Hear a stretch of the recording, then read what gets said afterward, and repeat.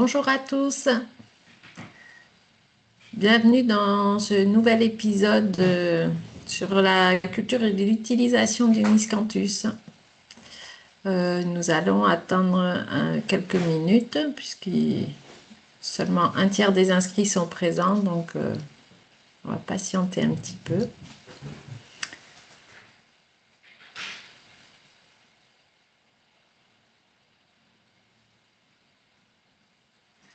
Ça monte tout doucement. Donc, aujourd'hui, on se retrouve pour le deuxième webinaire grand public pour la restitution du projet Miscan Plus. Je suis Ludivine Mignot de la Chambre d'agriculture des Pyrénées-Atlantiques. Je suis accompagnée par Cécile, si tu veux. Bonjour à tous, Cécile Bichon. Moi, je suis conseillère effectivement à la Chambre d'agriculture des Landes. Et Christine. Christine Archenot et je suis de la Chambre d'agriculture de la Vienne, également conseillère. Donc, on va démarrer. Les gens nous prendront en cours de route. Je vais partager notre écran. Donc voilà, bienvenue sur ce webinaire Miscan Plus. Et ça ne marche pas, bien sûr. Voilà. Donc nous allons vous présenter pourquoi on a voulu travailler sur le miscanthus dans le cadre de cet appel à projet. Donc je pense qu'on a loupé une diapo. Voilà. Donc c'est un projet qui a été fait dans le cadre des projets CASDAR Réflexe portés par les chambres d'agriculture. Donc le chef de file a été la Chambre régionale d'agriculture de Nouvelle-Aquitaine et ont participé la Chambre de Normandie, celle de Nouvelle-Aquitaine avec notamment les départements de la Corrèze, de la Dordogne, des Landes, des Pyrénées-Atlantiques et de la Vienne, la Chambre d'agriculture du Nord-Pas-de-Calais, celle de la Côte d'Or, en tout ces 21 techniciens qui ont participé à ce projet, qui a pour objectif de synthétiser toutes les références acquises sur le miscanthus, de les mettre à disposition et des conseillers et des agriculteurs pour les aider à accompagner les projets à venir et de créer des outils fonctionnels pour accompagner les projets de production. Et puis en même temps, on a travaillé sur l'élaboration de recommandations de mise en œuvre. Donc, il y a plus de 30 fiches techniques de témoignages, de recommandations qui vous sont proposées. Et on a organisé des webinaires par thématique. Donc, il y a 15 jours, il y a eu le webinaire sur la culture du miscanthus qui est disponible en replay sur le site de la Chambre régionale Nouvelle-Aquitaine. Et on a aussi fait des outils internes au réseau Chambre d'agriculture. Tous les webinaires seront disponibles au fur et à mesure de leur passage. Donc, pourquoi le miscanthus? Je ne sais pas si vous connaissez cette culture, mais c'est une plante pérenne qui fait beaucoup de biomasse, qui a une forte production et qu'on peut implanter à la fois en bande ou alors en grande parcelle et qui a des nombreux intérêts environnementaux qui seront vus dans le dernier webinaire de notre série. Donc, c'est une graminée rhizomateuse qui est originaire d'Asie, qui fait 3 à 4 mètres de haut une fois à maturité dans de bonnes conditions. Sinon, elle est plus petite si le climat n'est pas adapté. Là, c'est une culture lignocellulosique qu'on met en place pour 20 ans.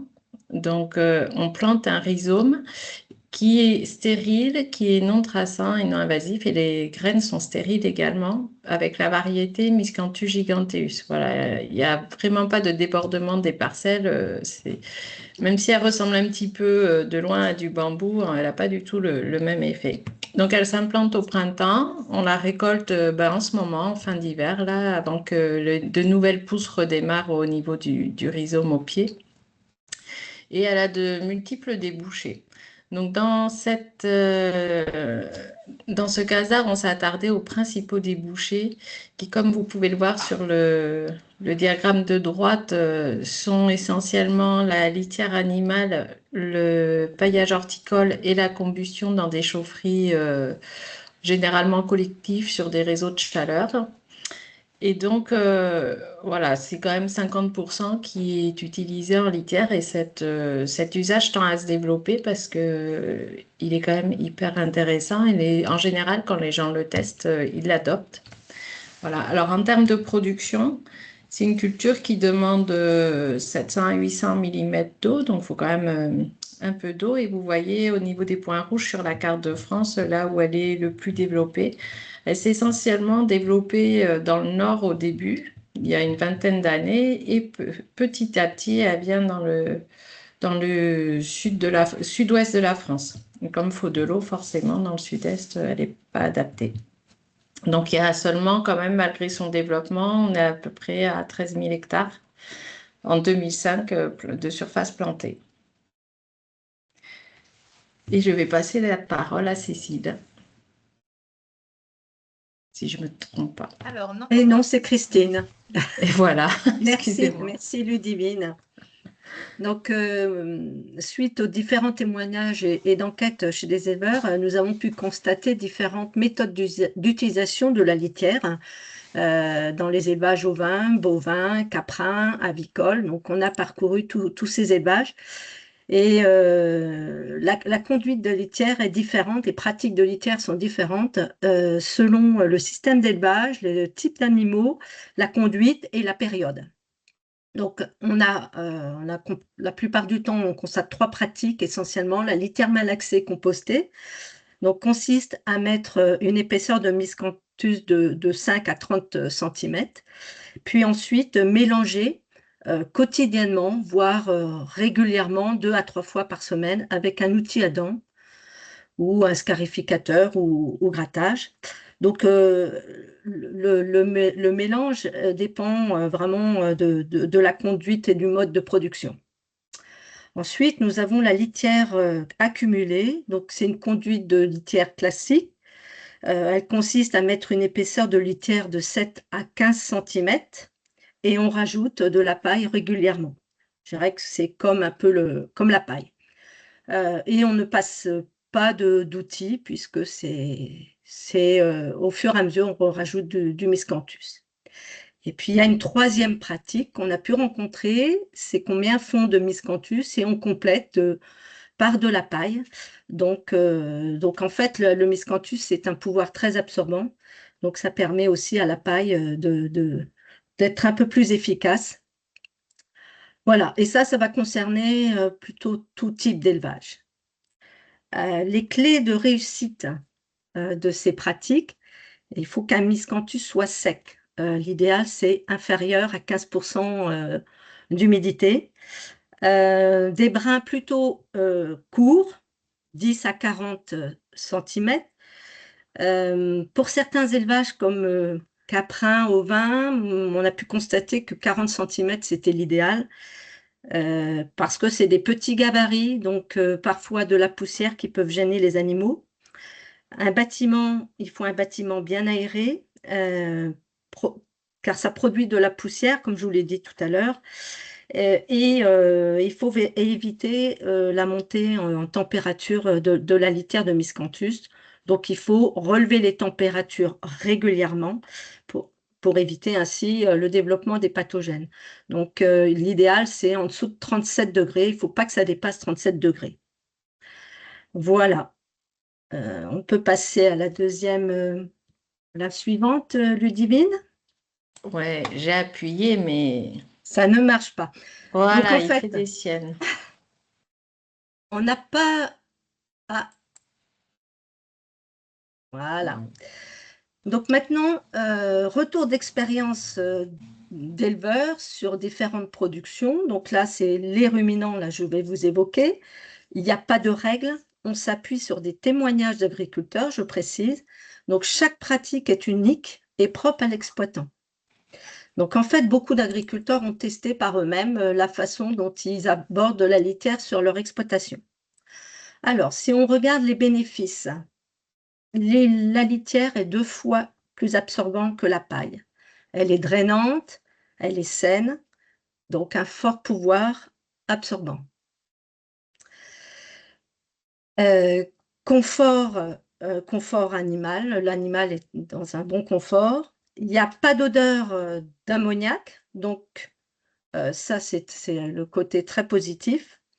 On a une meilleure hygiène, donc ce qui veut dire moins de problèmes sanitaires. et le miscanthus, la litière de miscanthus colle moins aux mamelles. Donc ça, c'est le côté important lorsqu'on est en élevage laitier. Et donc, c'est aussi important de veiller à la température de la litière de miscanthus. La quantité est réduite par rapport à la paille, notamment litière malaxée compostée. Il n'y a pas nécessité de repailler, donc réduction d'intrants et charge de travail, d'où gain de temps et efficacité, et il semblerait forcément plus économe que la paille, et on passe moins souvent qu'avec de la paille. Et ce qui est aussi bien aussi avec le miscanthus, c'est qu'il est utilisable dès la récolte. Pour les réserves, les contraintes, donc c'est poussiéreux lors de la mise en place, ce qui peut être gênant avec des jeunes animaux, il faut être vigilant. Souvent, l'apport de litière de miscanthus, de paille de miscanthus est apporté au godet. La quantité de fumier obtenue est moins importante. Alors, ça peut être aussi bien une réserve comme un bénéfice. Moins de fumier, ça veut dire moins de volume à gérer, contrairement à la paille. Par contre, et la paille, elle peut rester au champ, du coup. Donc, c'est de la matière organique en plus dans les parcelles. Ce qu'il faut savoir, c'est qu'un mètre cube de fumier produit par du miscanthus, c'est l'équivalent de 8 mètres cubes de paille fumier produite. Le miscanthus demande un volume de stockage important, notamment lorsqu'il est en vrac, et la plupart du temps, le stockage est en vrac plus que en... on a moins de retours d'expérience lorsqu'ils sont mis en ballot. Et il faut qu'ils soient à l'abri sur une dalle étanche. Et si l'humidité est supérieure à 15% d'humidité, le miscanthus, il faut penser à le ventiler. Le brassage régulier en malaxé composté, ça peut être aussi une réserve. Donc, passage d'outils à dents demande de la main-d'œuvre. Voilà pour ce qui est ruminant. On va passer aux J'appuie, je équins. clique, j'essaye. Mais il me fait toujours des caprices. Des équins. On t'entend plus, Christine? Pardon, ça marche? Oui. Oui. On a peu de témoignages, mais ce qu'on a pu remarquer, bon, ça va concerner tous les élevages de chevaux, hein, donc chevaux de course comme des centres équestres. Et en tout cas, le peu de témoignages qu'on a eus, ils sont 100% favorables à la litière de miscanthus et ne reviendraient pas en arrière. Donc le volume, en bénéfice, le volume de paillage est réduit, donc un volume de fumier réduit. Donc en termes d'efficacité de travail, c'est un plus pour eux. Les animaux sont dans des structures sèches, aérées, souples et perméables, permettant un confort optimal et une absorption optimale des jus. La qualité, pour eux, la qualité du miscanthus, de litière de miscanthus, c'est plus régulier que celui de la paille. Il n'y a pas d'odeur. L'appétence, il n'y a pas d'appétence pour les chevaux. Donc, les chevaux ne sont pas attirés par la paille de miscanthus, donc ils n'absorbent pas, et donc ils n'ont pas de souci de colique avec cette litière. Le nettoyage est simplifié, donc gain de temps, efficacité de travail, et puis c'est moins pénible que de gérer de la paille. Les réserves ou les contraintes, comme vous voulez, c'est assez poussiéreux, donc souvent ils sortent les animaux lors de la mise en place de litière de miscanthus, où ils s'en profitent qu'ils soient absents pour ajouter de la litière de miscanthus.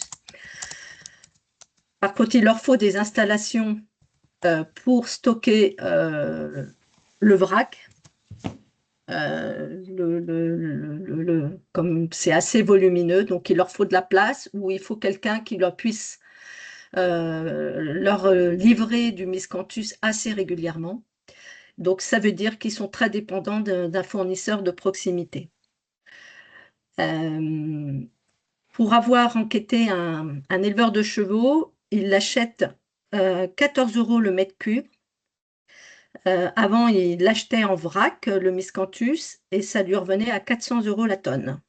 Alors 112 € la tonne lorsqu'il l'achète à un fournisseur de proximité qui est un producteur agriculteur qui lui fournit. Il est à 112 € la tonne, alors que lorsqu'il l'achetait auparavant en sac, il était à 450 € la tonne. Donc il y a une sacrée différence. Voilà ce que je peux dire pour l'élevage équin. Je laisse la parole à Cécile. Merci Christine. Donc effectivement, je prends la suite pour les espèces qui concernent donc tout ce qui est volaille et palmipèdes. Je rebondis en disant effectivement que ça fait suite donc à différents audits qu'on a pu faire en élevage et que chaque exploitant a bien ses particularités pour travailler avec le miscanthus. Donc chaque élevage, je vais dire un élevage égale une conduite. Ce qu'on peut relever effectivement dans les bénéfices qui sont en lien avec ces espèces-là, c'est la réduction des odeurs d'ammoniac, une odeur d'ammoniac qui est quasi inexistante en bâtiment. Ce qui fait qu'on a une ambiance qui est beaucoup plus agréable et pour les animaux et pour les éleveurs. Une réduction des pathologies, alors ça on a pu le constater notamment en volaille où il y avait des élevages qui avaient des présences accrues, des taux très forts de pododermatite, avec une litière qui était basée sur de la paille de céréales, donc plutôt paille de blé. Suite effectivement à la mise en place de la paille de miscanthus, les taux de pododermatite ont fortement chuté, voire atteindre un niveau quasi inexistant. Donc ça, c'est des choses qui sont vraiment très appréciées pour la partie élevage avicole. Réduction des parasites. De fait, effectivement, là où on peut avoir une paille de céréales qui peut contenir notamment des grains, on a une réduction de la présence de rongeurs, donc tout ce qui va être rats, souris, mais également de ténébrions qui peuvent être largement présents dans les bâtiments d'élevage, détruire tout ce qui est isolant, etc. Donc vraiment, grosse réduction de partie de ténébrions. Tout comme pour les autres élevages, il est bien relevé un pouvoir absorbant qui est bien supérieur à la paille, pardon, qui est relativement doublé. Un gain de temps et surtout une réduction de la charge de travail, puisqu'alors effectivement sur la conduite ici, donc on est sur la photo que vous pouvez voir, c'était un bâtiment de 400 mètres carrés sur un élevage de poulets label rouge dans le département des Landes. Donc des oiseaux qui ont l'accès effectivement à l'extérieur, à des parcs extérieurs. L'agricultrice met en place effectivement une épaisseur d'environ 4 cm de paille de miscanthus avant l'entrée des oiseaux en bâtiment et effectivement ne reconduit pas. Ne reconduit pas du tout de paillage durant la période d'élevage qui est de l'ordre d'environ 80 jours. Les oiseaux vont tendance à gratter et du coup de fait à faire un petit peu, on va dire, le rôle du scarificateur ou du petit vibro sur l'élevage de ruminants, c'est-à-dire qu'ils vont remuer la matière et de fait avoir quelque chose qui va toujours être en forme d'absorption et du coup très sain. C'est du coup effectivement un gain de temps pour l'éleveur qui n'a pas besoin et de repailler et effectivement également de pouvoir passer un outil.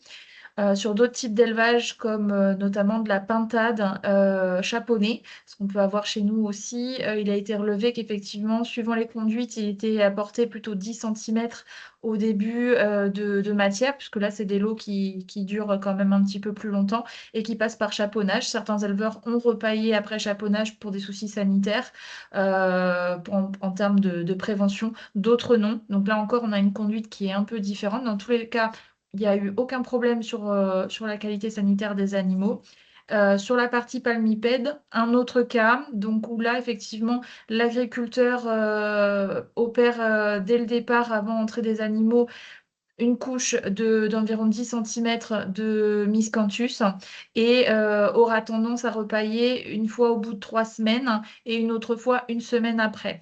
Voilà, les palmipèdes ont plutôt tendance avec leurs palmes à écraser la matière et avoir des fientes beaucoup plus liquides, ce qui fait qu'effectivement, lui, il va pouvoir et repailler un petit peu, voire repasser un outil si nécessaire pour aérer un peu la matière vu qu'on n'a pas cet effet grattant.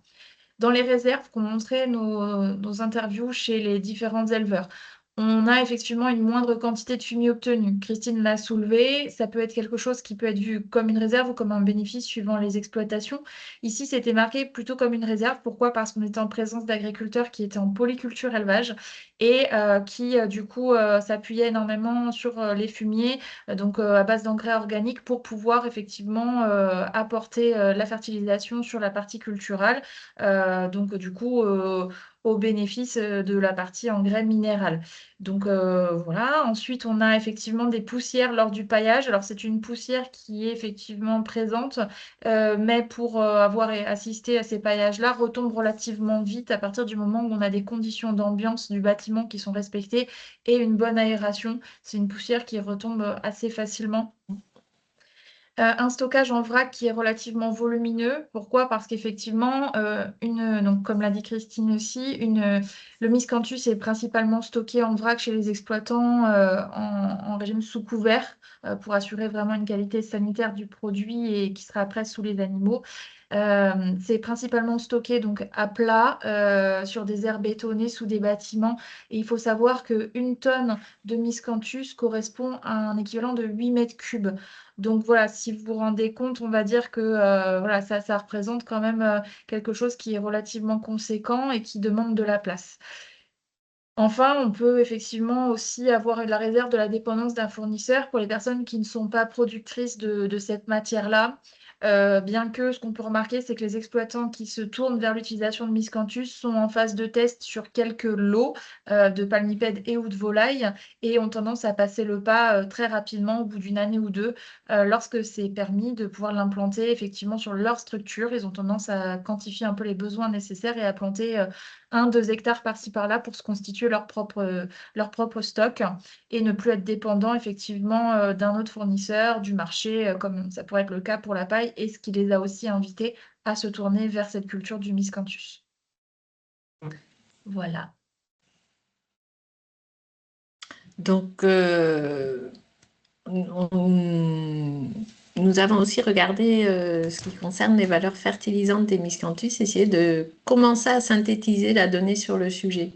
C'est ça. Si tu veux Donc poursuivre. effectivement, donc c'est un collègue, donc Bastien Langlois de la Chambre d'agriculture de Normandie, qui a principalement travaillé sur ces données-là, qui relève effectivement de tendances qui seraient à confirmer. On a effectivement un travail en cours par l'INRAE qui va confirmer ou infirmer certaines données, mais en tout cas, ce qu'on relève dès aujourd'hui, c'est qu'effectivement, on trouve des litières qui sont légèrement plus chargées en éléments minéraux et qui sont plus sèches lorsque le temps de séjour sous les animaux augmente par rapport à une paille de céréales.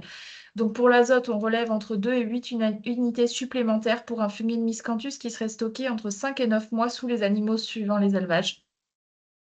En termes de phosphore, nous sommes entre 1 et 10 unités de potasse supplémentaires. Phosphore, 0 à 5 unités supplémentaires. Et pour la matière sèche, on est sur un taux entre 10 et 20%. Donc toujours à chaque fois pour un fumier de miscanthus qui serait stocké entre 5 et 9 mois sous les animaux selon les élevages. En tout cas, le volume de fumier, a priori, est plus réduit, effectivement, surtout en litière malaxée compostée, vu qu'on ne vient pas rajouter d'intrants de litière. Hein, on a tendance à juste la rebrasser. Donc, c'est effectivement les matières fécales qui vont alimenter ce volume-là et non pas une source extérieure de litière. Néanmoins, ce qu'on peut voir, c'est que entre des comparaisons de fumier, on relève différents facteurs, des pratiques de curage et de malaxation ou non de la litière, un chargement du bâtiment et du temps de présence, en fonction effectivement de si on est plus ou moins chargé et si les animaux ont tendance à effectivement plus écraser la matière, et de la configuration du bâtiment, donc des conditions d'ambiance, aération, facilité de mécanisation, etc. Voilà, ça c'est ce qu'on peut relever. Il y a une fiche technique qui sera effectivement disponible et qui relèvera de ces valeurs de fertilisation sur le fumier de miscanthus qui sera à votre disposition par la suite.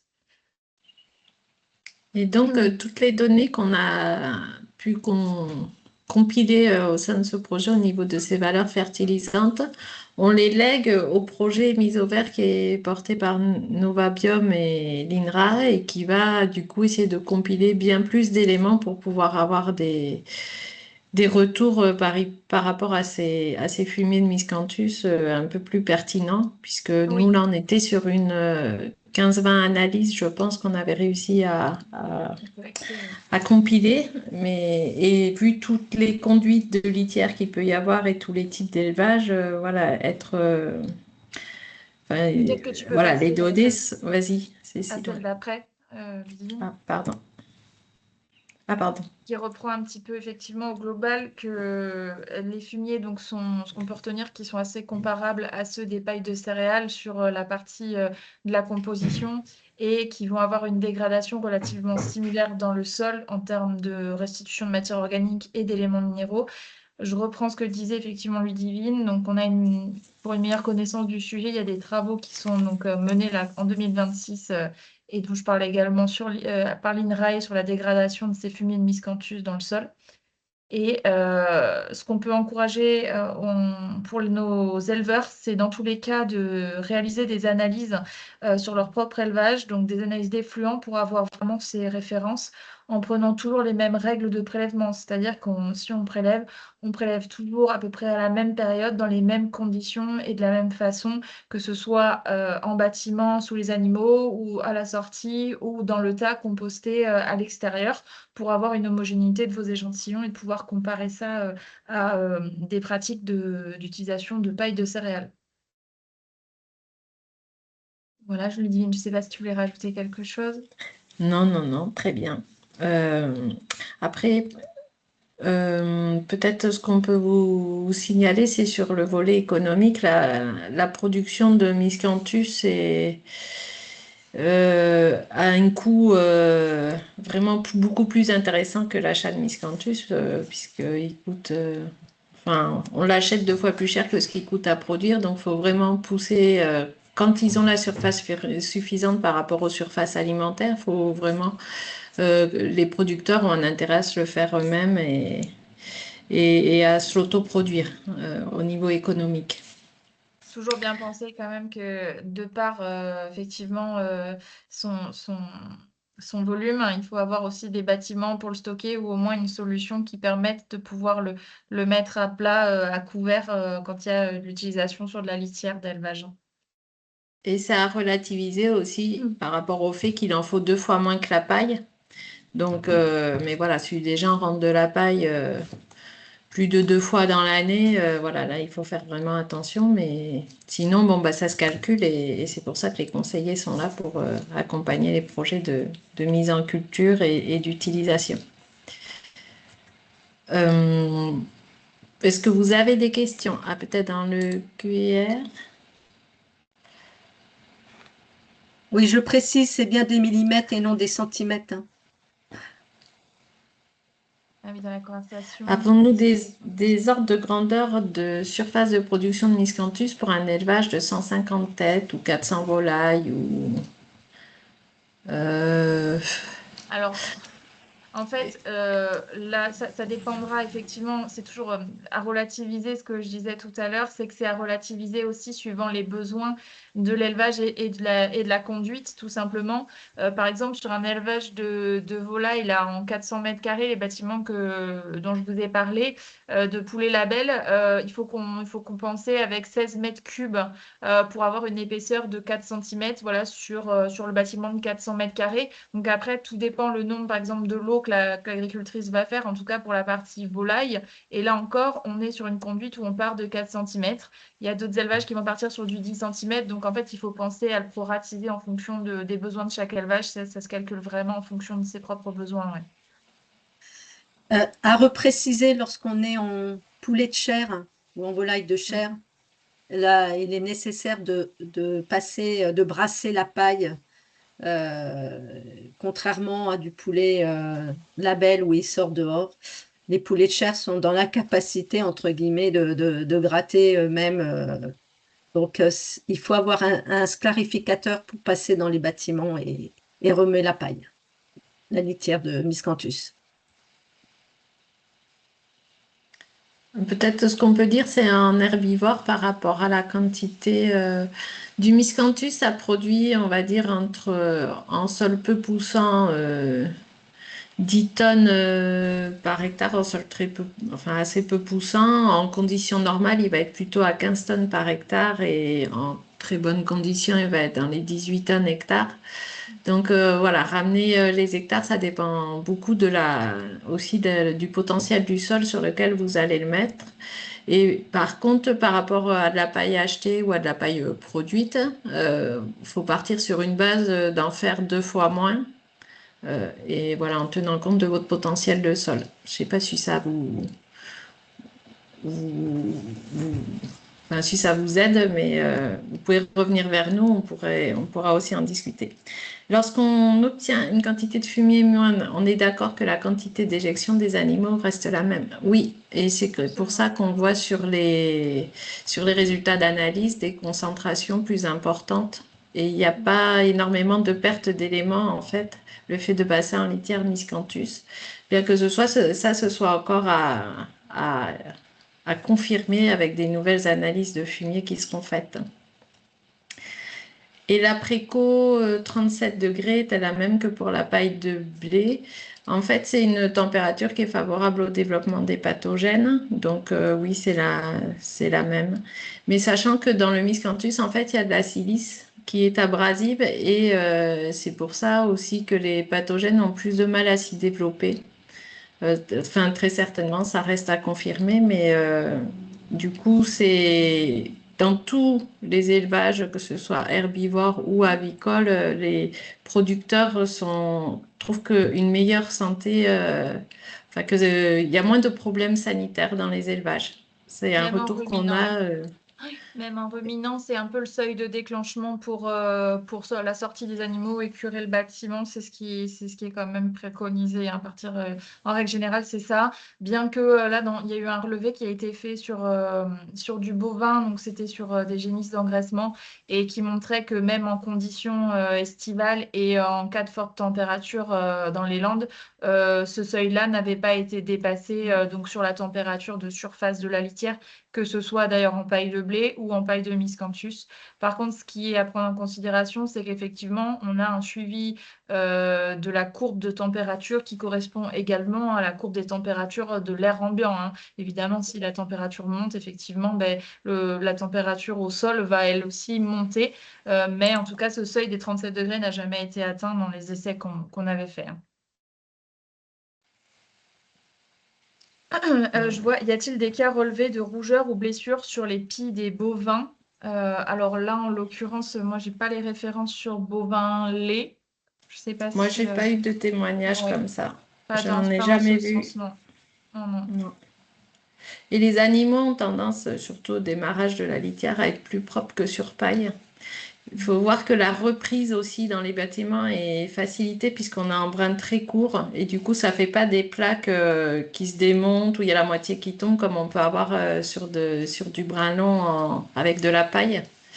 Donc la reprise en bâtiment et l'épandage aussi derrière est plus facile et plus homogène au niveau de l'épandage avec du fumier de miscanthus. Donc, nous, ce qu'on préconise habituellement, en fait, on dit aux éleveurs, bah, achetez-en, faites un essai sur une ou deux de ces saisons et vous vous ferez votre avis. Et c'est vrai qu'en général, les éleveurs restent avec ce miscanthus, surtout s'ils peuvent l'autoproduire. Nous, par exemple, chez nous, dans les Pyrénées-Atlantiques, la production de paille, on n'en a quasiment pas. On importe d'Espagne. Et du coup, ça permet vraiment un gain d'autonomie dans des régions où il n'y a pas de production de paille, quoi, et qui a un climat adapté également. Donc voilà, peut-être qu'on a fait le tour des questions. 14h04, on est dans le time à peu près. Euh, N'hésitez pas à revenir. Enfin, vous retrouverez tous les résultats et les webinaires ne sont pas finis d'ailleurs, puisque vous voyez, il y a utilisation du miscanthus végétal la semaine prochaine. En combustible, là, c'est des retours d'expérience et des recommandations par rapport à un usage en chaufferie. Voilà, les inscriptions sont toujours ouvertes. Et il y aura un dernier webinaire sur le miscanthus et l'environnement au sens large. C'est pas que l'environnement santé, c'est aussi les atouts sociétaux et les limites de cette culture. Donc voilà, nous vous attendons sur les webinaires à venir. Et ils seront tous en replay et tous les outils seront disponibles sur le site de la Chambre régionale Nouvelle-Aquitaine dans la rubrique projet. N'hésitez pas à aller les consulter. Voilà. Et donc, nous vous remercions de nous avoir écoutés et nous vous donnons rendez-vous la semaine prochaine pour ceux qui seraient intéressés sur le paillage végétal. Bonne journée. Merci Bonne à tous, journée, bonne au revoir. journée. Au revoir.